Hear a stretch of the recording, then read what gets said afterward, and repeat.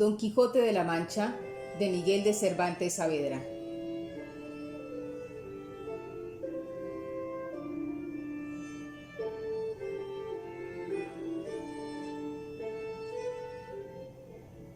Entrega 32.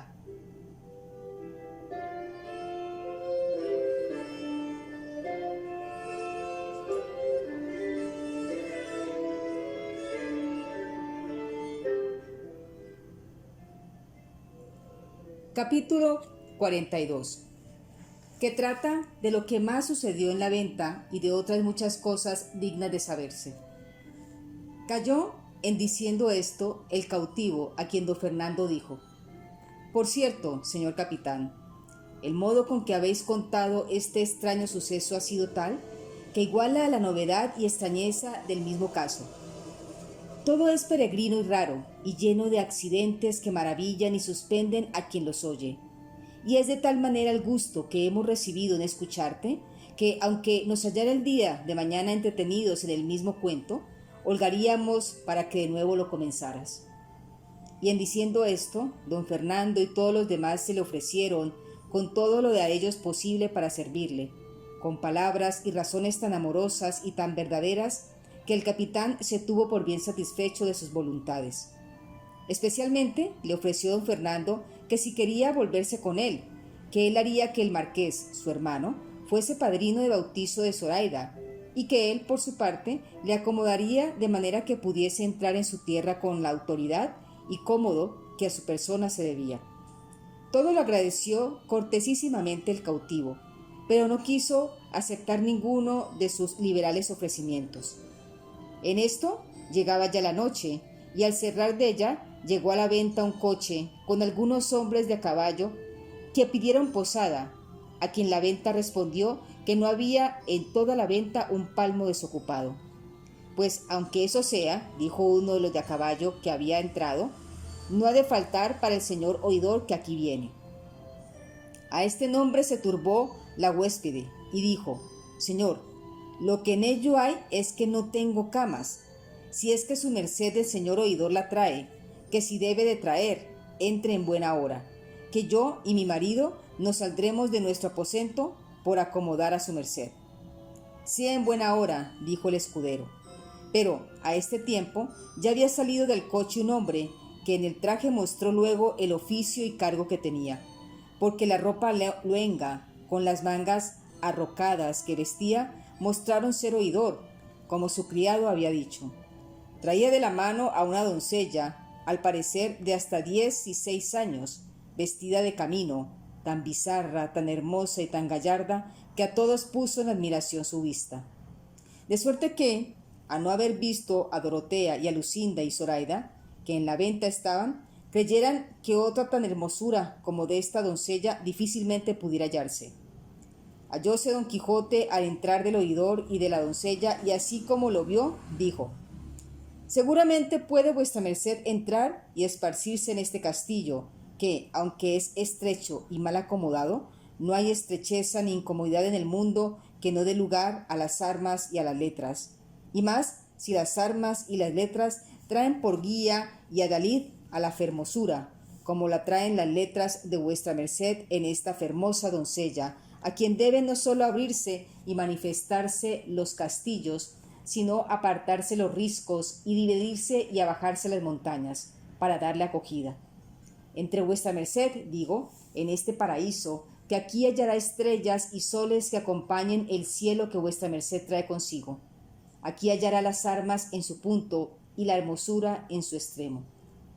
Admirado quedó el oidor del razonamiento de don Quijote, a quien se puso a mirar muy de propósito, y no menos le admiraba su talle que sus palabras, y sin hallar ninguna con qué responderle, se tornó a admirar de nuevo cuanto vio delante de sí a Lucinda, Dorotea y a Zoraida, que, a las nuevas de los nuevos huéspedes y a las que la ventera les había dado de la hermosura de la doncella, había venido a verla y a recibirla. Pero don Fernando, Cardenio y el cura le hicieron más llanos y más cortesanos ofrecimientos. En efecto, el señor oidor entró confuso, así de lo que veía como de lo que escuchaba. y las hermosuras de la venta dieron la bien llegada a la hermosa doncella. En resolución, bien echó de ver el oidor que era gente principal toda la que allí estaba, pero el talle, visaje y la postura de Don Quijote le desatinaba. Y habiendo pasado entre todos corteses ofrecimientos y tanteado la comodidad de la venta, se ordenó lo que antes estaba ordenado, que todas las mujeres se entrasen en el camarachón ya referido y que los hombres se quedasen fuera como en su guarda.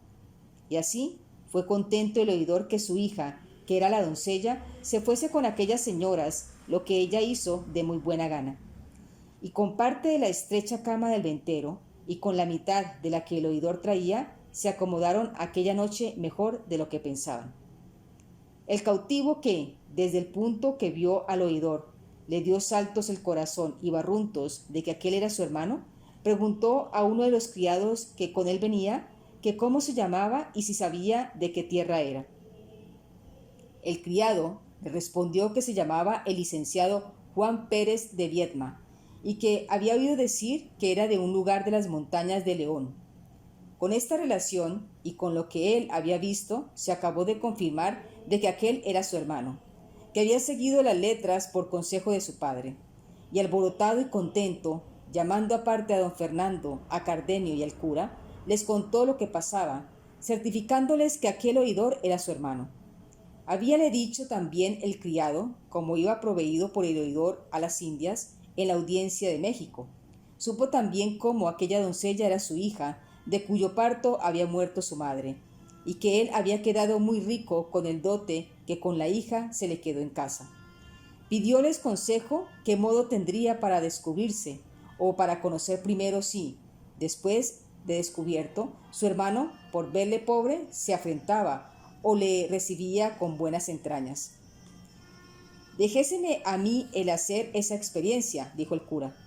Cuanto más que no hay pensar sino que vos, señor capitán, seréis muy bien recibido, porque el valor y prudencia que en su buen parecer descubre vuestro hermano no da indicios de ser arrogante ni desconocido, ni que ha de saber poner los cascos de la fortuna en su punto.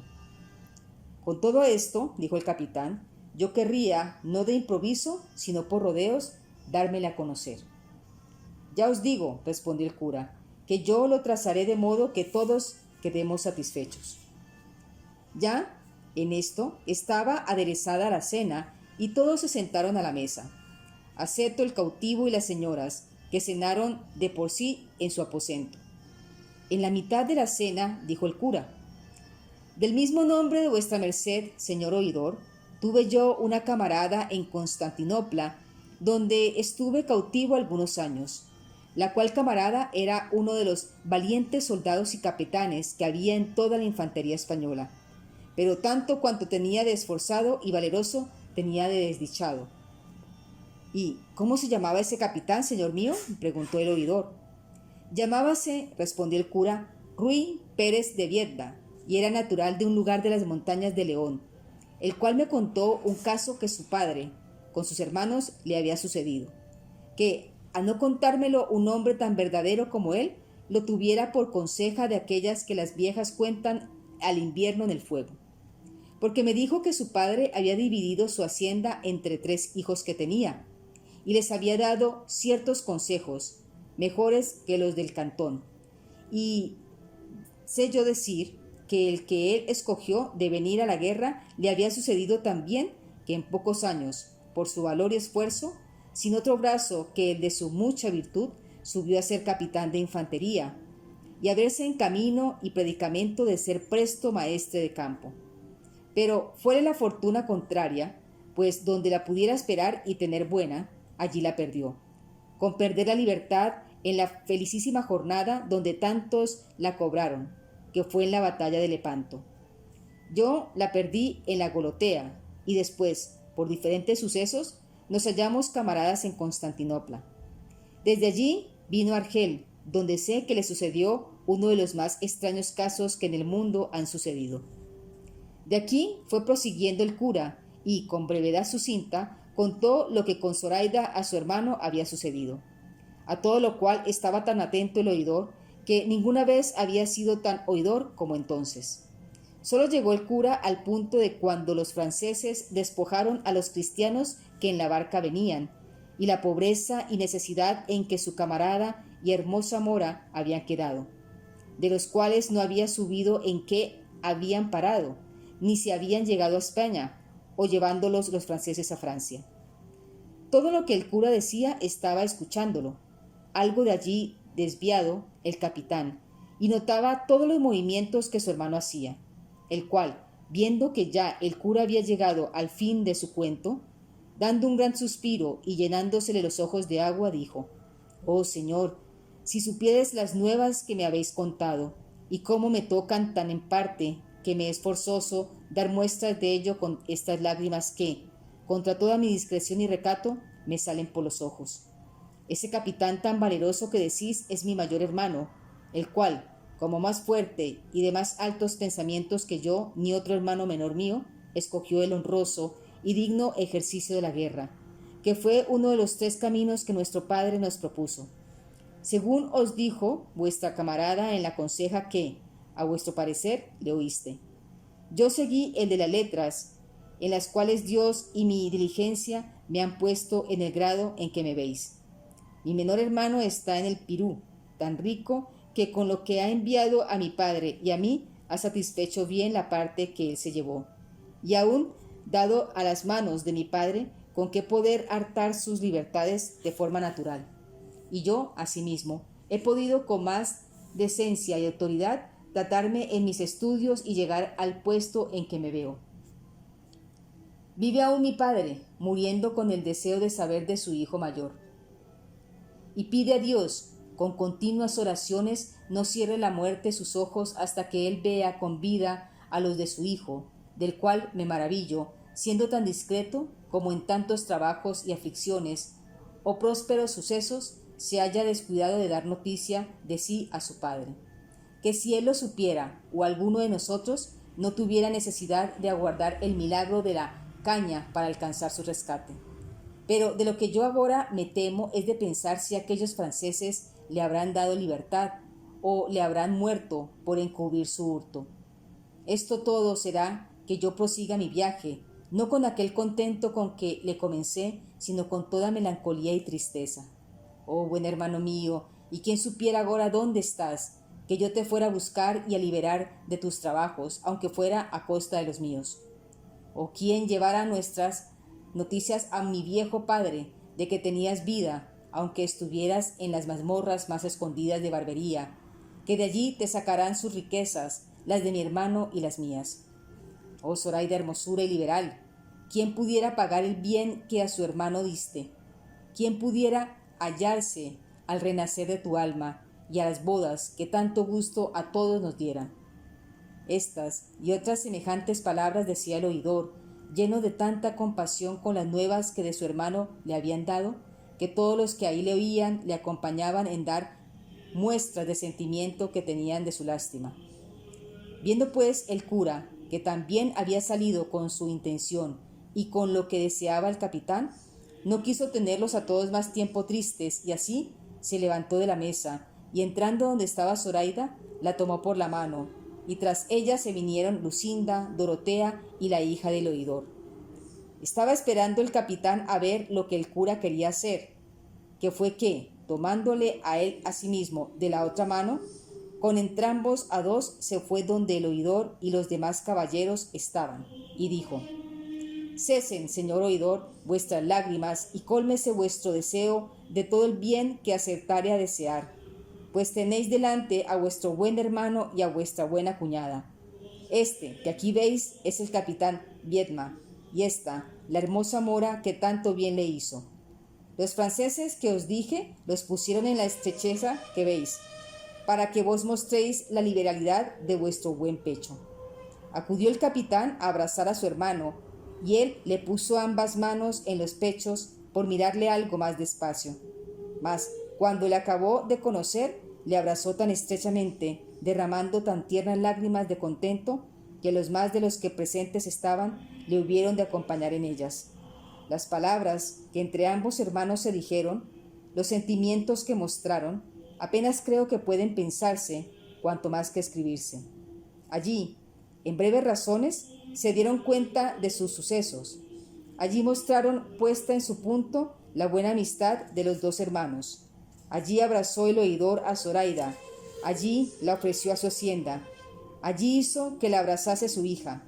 Allí la cristiana hermosa y la mora hermosísima renovaron las lágrimas de todos. Allí, donde Don Quijote estaba atento, sin hablar palabra, considerando estos tan extraños sucesos, atribuyéndolos todos a quimeras de la andante caballería. Allí concertaron que el capitán y Zoraida se volviesen con su hermano a Sevilla y avisasen a su padre de su hallazgo y libertad, para que, como pudiese, viniese a hallarse en las bodas y bautizo de Zoraida, por no ser el oidor posible para el camino que llevaba, a causa de tener nuevas que de allí a un mes partía flota de Sevilla a la Nueva España y fuérale de grande incomodidad perder el viaje.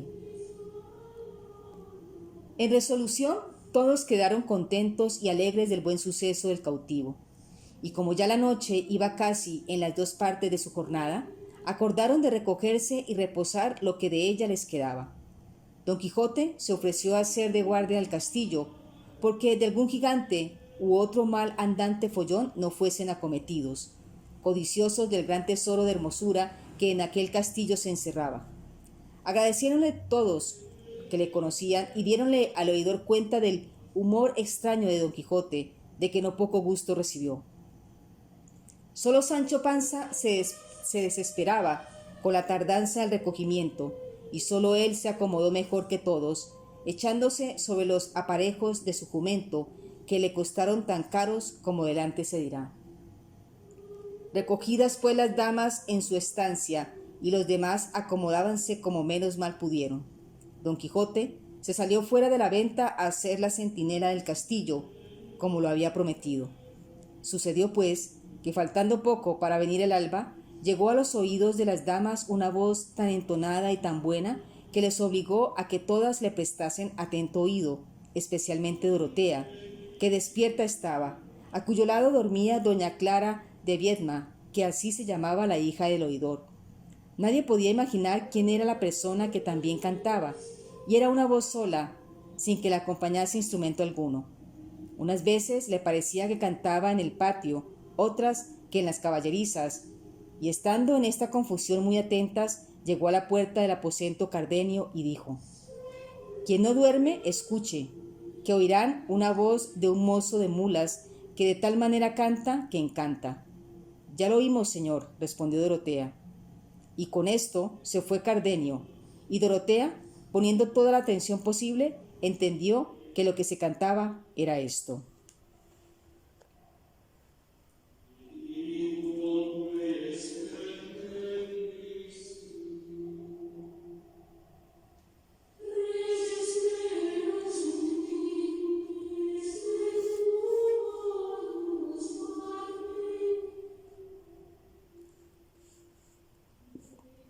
Capítulo 43, donde se cuenta la agradable historia del mozo de mulas, con otros extraños acaecimientos en la venta sucedidos.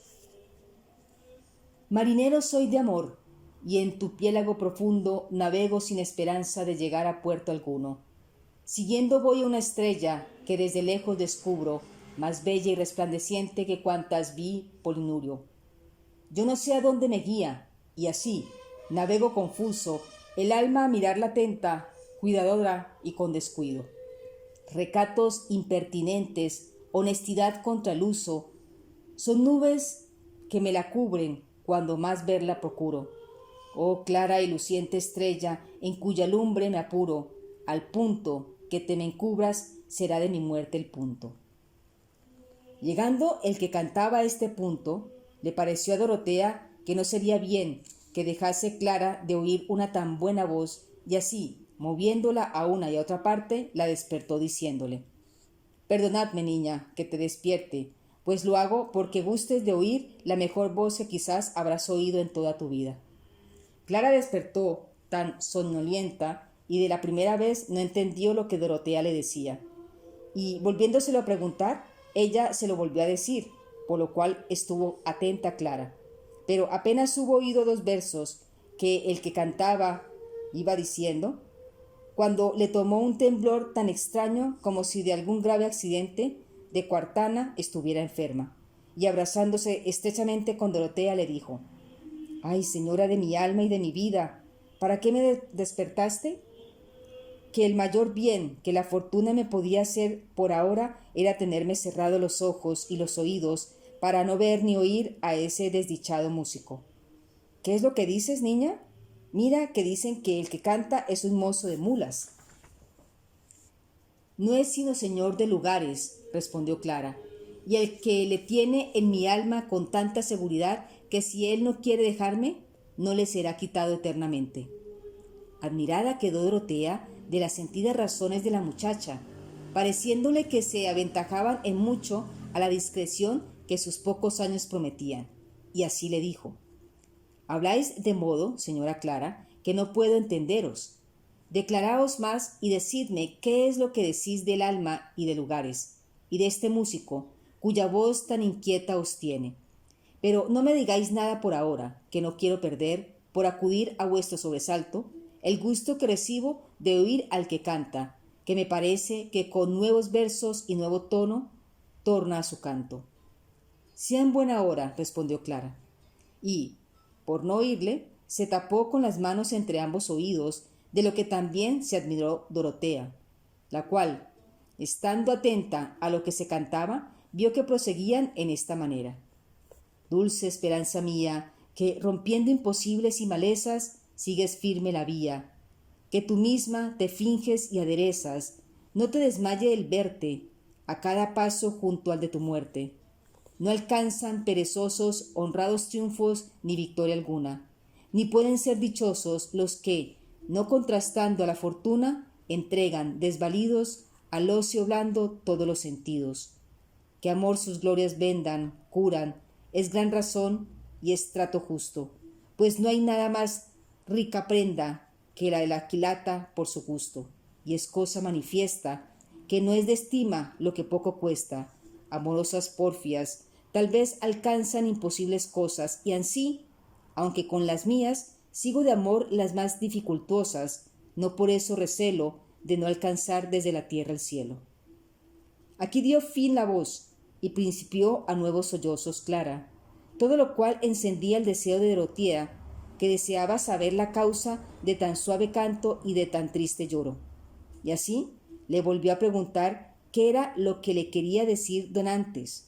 Entonces Clara, temerosa de que Lucinda no la oyese, abrazando estrechamente a Dorotea, puso su boca tan junto del oído de Dorotea que seguramente podía hablar sin ser de otro sentida, y así le dijo: «Este que canta, señora mía, es un hijo de un caballero natural del reino de Aragón, señor de 2 lugares, el cual vivía frontero de la casa de mi padre en la corte.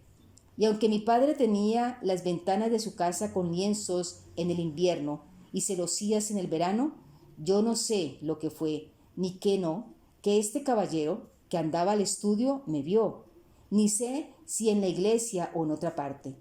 Finalmente, él se enamoró de mí, y me lo dio a entender desde las ventanas de su casa con tantas señas y con tantas lágrimas que yo le hube de creer y aún querer, sin saber lo que me quería.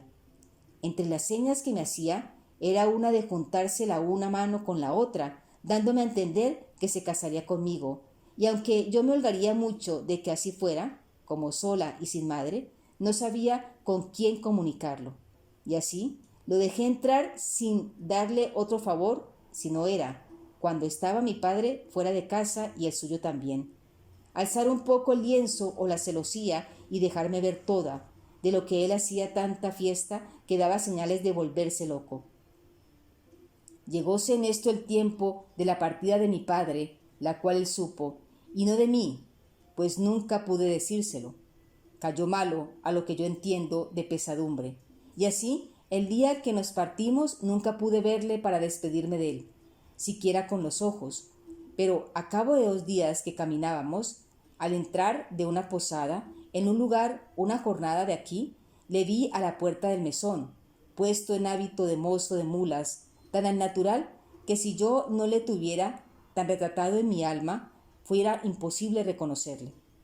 Conocíale, admirábale y alegréme. Él me miró a hurto de mi padre, de quien él siempre se esconde cuando atraviesa por delante de mí en los caminos o en las posadas donde llegamos.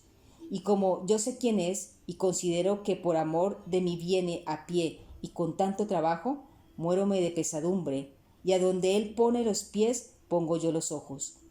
No sé con qué intención viene, ni cómo ha podido escaparse de su padre, que le quiere extraordinariamente, porque no tiene otro heredero, y porque él lo merece, como lo verá vuestra merced cuando le vea. Y más le de decir, que todo aquello que canta lo saca de su cabeza, que he oído decir que es muy buen y gran estudiante y poeta.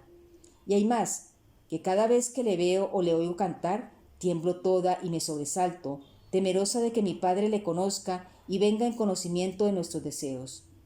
En mi vida le he hablado palabra, y con todo esto le quiero de manera que no he de poder vivir sin él. Esto es, señora mía, todo lo que os puedo decir de este músico, cuya voz tanto os ha contentado, que en sola ella echaréis bien de ver que no es mozo de mulas, como decís, sino señor de almas y lugares, como yo os lo he dicho. No digáis más, señora Clara, dijo a esa sazón Dorotea, y esto besándola 1000 veces. No digáis más, digo, y esperad que venga el nuevo día, que yo espero en Dios de encaminar de manera vuestros negocios que tengan el feliz fin que tan honestos principios merecen. Ay, señora, dijo doña Clara, ¿qué fin se puede esperar si su padre es tan principal y tan rico que le parecerá que aún yo no puedo ser criada de su hijo, cuanto más esposa? Pues casarme yo a hurto de mi padre no lo haré por cuanto hay en el mundo. No querría sino que este mozo se volviese y me dejase. Quizás con no valle y con la gran distancia del camino que llevemos se me aliviará la pena que ahora llevo. Aunque sé decir que este remedio que me imagino me ha de aprovechar bien poco. No sé qué diablos ha sido esto, ni por dónde se ha entrado este amor que tengo, siendo yo tan muchacha y él tan muchacho, que en verdad que creo que somos de una edad misma y que yo no tengo cumplidos 16 años, que para el día de San Miguel que vendrá, dice mi padre que los cumplo. No pudo dejar de reírse Dorotea, oyendo cuán como niña hablaba doña Clara, a quien dijo: reposemos, señora, lo poco que creo que queda de noche, y amanecerá y Dios, veremos, o mal me andarán las manos. Sosegáronse con esto, y en toda la venta se guardaba un grande silencio. Solamente no dormían la hija de la ventera y Maritornes, su criada, las cuales, como ya sabían el humor de que pecaba don Quijote y que estaba fuera de la venta armado y a caballo haciendo la guardia, determinaron las dos de hacerle alguna burla, o al menos de pasar un poco el tiempo oyéndole sus disparates. Es pues el caso que en toda la venta no había ventana que saliese al campo, sino un agujero de un par, por donde echaba la paja por afuera. A este agujero se pusieron las dos semidoncellas y vieron que don Quijote estaba a caballo, recostado sobre su lanzón, dando de cuando en cuando tan dolientes y profundos suspiros que parecía que con cada uno se le arrancaba el alma. Y asimismo oyeron que decía con voz blanda, relajada y amorosa: oh, mi señora Dulcinea del Toboso, extremo de toda hermosura, fin y remate de la discreción, archivo del mejor donaire, depósito de la honestidad, y últimamente idea de todo lo provechoso, honesto y deleitable que hay en el mundo. Y, ¿qué fará agora la de tu merced? Si tendrá por vuestra ventura la mientes en tu cautivo, caballero, que a tantos peligros, por solo servirte de su voluntad, ha querido ponerse? Dame tus nuevas, Dela, oh luminaria de las tres caras. Quizás con envidia de la suya la estás ahora mirando, que o paseándose por alguna galería de sus suntuosos palacios, o ya puesta de pecho sobre algún balcón, está considerando cómo, salva su honestidad y grandeza, ha de amanecer la tormenta que por ella este mi cautivo corazón padece. Qué gloria ha de dar a mis penas, qué sosiego a mi cuidado, y finalmente qué vida a mi muerte, y qué premio a mis servicios.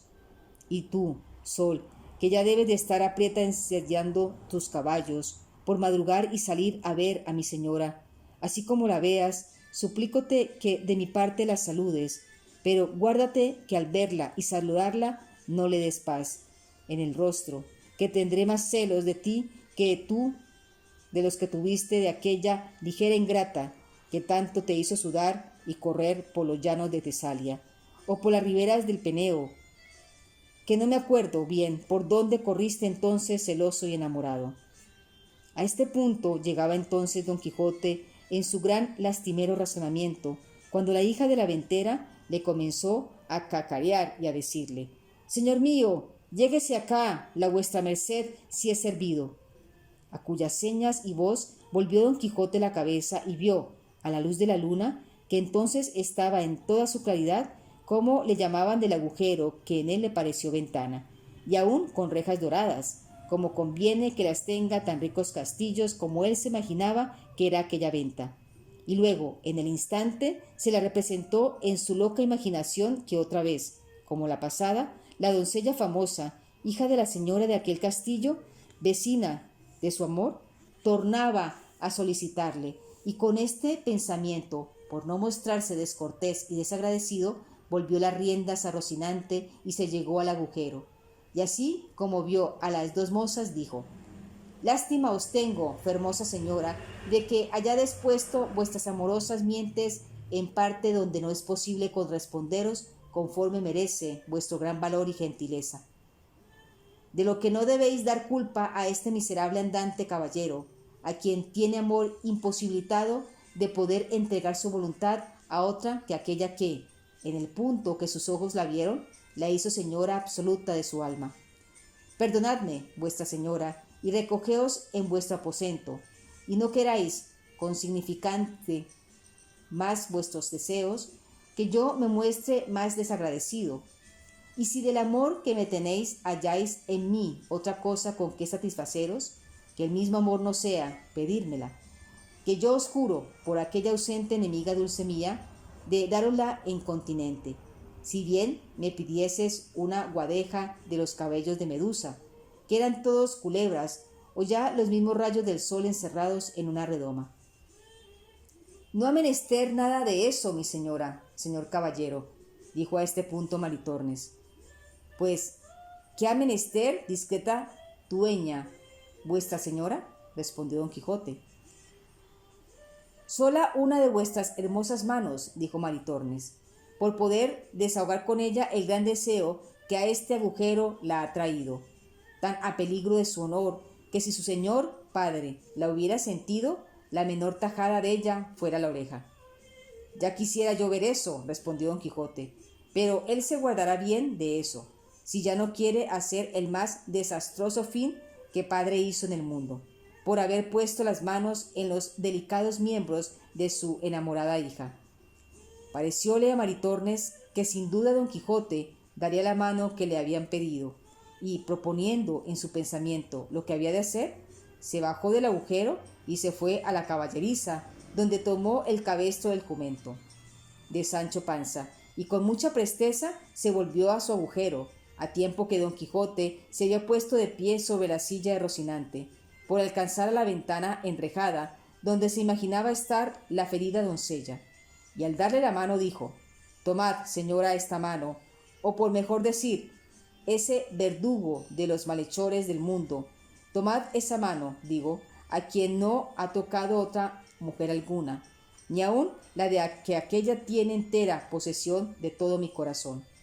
No os la doy para que la beséis, sino para que miréis la contextura de sus nervios, la trabazón de sus músculos, la anchura y espaciosidad de sus venas, de donde sacaréis que tal debe de ser la fuerza del brazo que tal hombre tiene».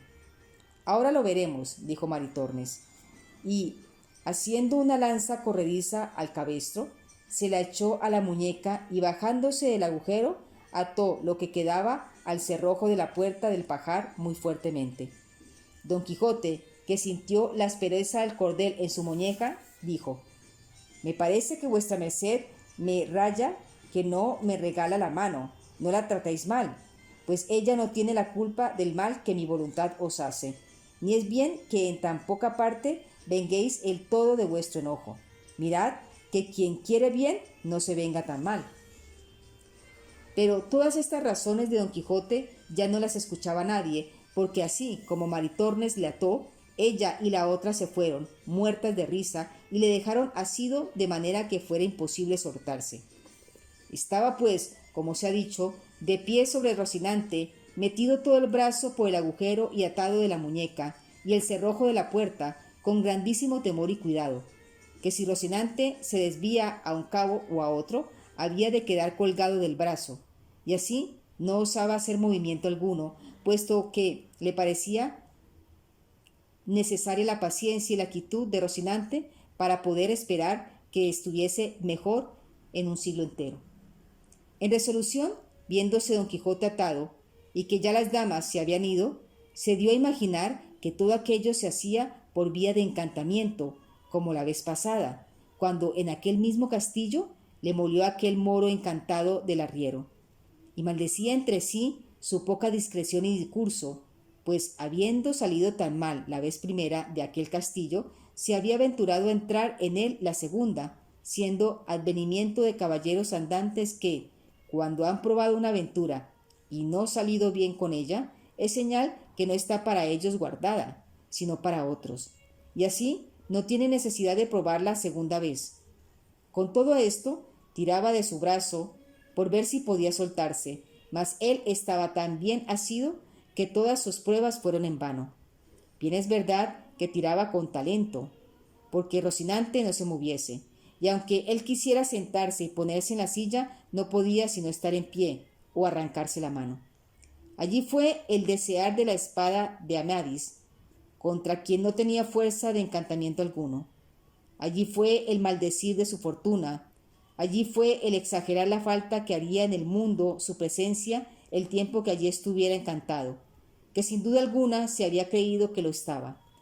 Allí el acordarse de nuevo de su querida Dulcinea del Toboso. Allí fue el llamar a su buen escudero Sancho Panza que, sepultado en sueño y tendido sobre el albarda de su jumento, no se acordaba en aquel instante de la madre que lo había parido. Allí llamó a los sabios Linguadero y Alcafí, que le ayudasen. Allí invocó a su buena amiga Urganda, que le socorriese.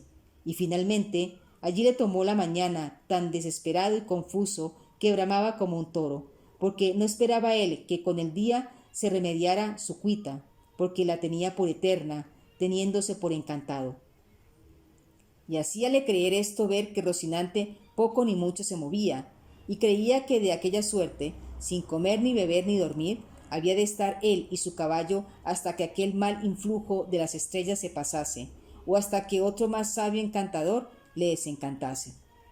Pero engañóse mucho en su creencia, porque apenas comenzó a amanecer, cuando llegaron a la venta 4 hombres de a caballo, muy bien puestos y aderezados, con sus escopetas sobre los arzones. Llamaron a la puerta de la venta, que aún estaba cerrada, con grandes golpes, lo cual, visto por Don Quijote, desde donde aún no dejaba de hacer la centinela, con voz arrogante y alta dijo: «Caballeros, o escuderos, o quien quiera que seáis, no tenéis para qué llamar a las puertas de este castillo, que asaz de claro está que a tales horas, o los que están dentro duermen, o no tienen por costumbre de abrirse las fortalezas hasta que el sol esté tendido por todo el suelo. Desviaos afuera y esperad que aclare el día, y entonces veremos si será justo o no que os abran». «¿Qué diablos de fortaleza o castillo es este?», dijo uno, «para obligarnos a guardar esas ceremonias. Si sois el ventero, mandad que nos abran, que somos caminantes, que no queremos más de dar cebada a nuestras cabalgaduras y pasar adelante, porque vamos deprisa». «Pareceos, caballeros, que tengo yo talle de ventero», respondió Don Quijote. «No sé de qué tenéis talle», respondió el otro, «pero sé que decís disparates en llamar castillo a esta venta». «Castillo es», replicó Don Quijote, «y aún de los mejores de toda esta provincia, y gente tiene dentro que ha tenido cetro en la mano y corona en la cabeza».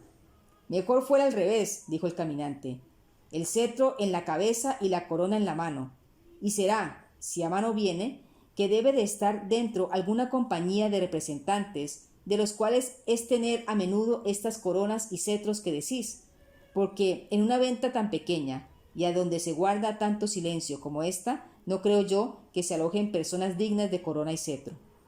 Sabéis poco del mundo, replicó don Quijote, pues ignoráis los casos que suelen acontecer en la caballería andante. Cansábanse los compañeros que con él preguntasen, venían de coloquio que con don Quijote pasaba, y así tornaron a llamar con grande furia, y fue de modo que el ventero despertó, y aun todos cuantos en la venta estaban, y así se levantó a preguntar quién llamaba. Sucedió en este tiempo que una de las cabalgaduras en que venían los 4 que llamaban se llegó a oler a Rocinante, que, melancólico y triste, con las orejas caídas, sostenía sin moverse a su estirado señor. Y como, en fin, era de carne, aunque parecía de leño, no pudo dejar de resistirse y tornar a oler a quien le llegaba a hacer caricias, y así no se hubo movido tanto cuanto cuando se desviaron los juntos pies de don Quijote, y resbalando de la silla dieran con él en el suelo, a no quedar colgado del brazo, cosa que le causó tanto dolor que creyó o que la muñeca le cortaban o que el brazo se le arrancaba, porque él quedó tan cerca del suelo que con los extremos de las puntas de los pies besaba la tierra, que era en su perjuicio, porque como sentían lo poco que le faltaba para poner las plantas en la tierra, fatigábase y estirábase cuanto podía por alcanzar el suelo. Bien así como los que están en el tormento de la garrucha, puestos a toca o no toca, que ellos mismos son causa de acrecentar su dolor, con el ahínco que ponen en estirarse, engañados de la esperanza que se les representa, que con poca más que se estiren llegarán al suelo. Y esto apenas empieza.